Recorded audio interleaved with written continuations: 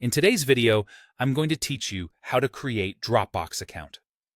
Dropbox is a popular cloud storage service that lets you back up files, share folders, and access your documents from anywhere.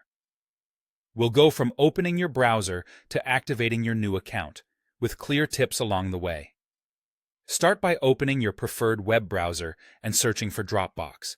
In the results, look for the official site, which should display the Dropbox brand and the Dropbox.com address.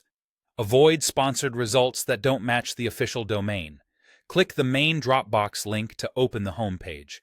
Once you're there, locate the Get Started option. Depending on the layout, it might also appear as Sign Up or Try Dropbox. Click it to move to the Plans page. You'll see a list of plans with prices and benefits. These typically include options for personal use and for business or teams. Take a moment to compare storage, sharing features, and any trial details. When you're ready, choose. Buy now if you know which plan you want, or if a trial is available, select. Try for free to test it first. Some trials may ask for a payment method up front, but won't charge until the trial ends, so review the terms before proceeding. Next, choose how you want to sign up. You can use your Google account, your Apple account, or create an account with an email address. Using Google or Apple is quick and links your Dropbox login to those services. If you prefer to use an email, enter your email address and click Continue. Depending on your choice, you may be prompted to sign in with Google or Apple and grant basic permissions, or you'll be asked to provide your first and last name and create a password. Use a strong, unique password and read the terms.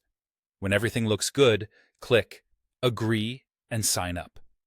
A confirmation email should arrive shortly for verification.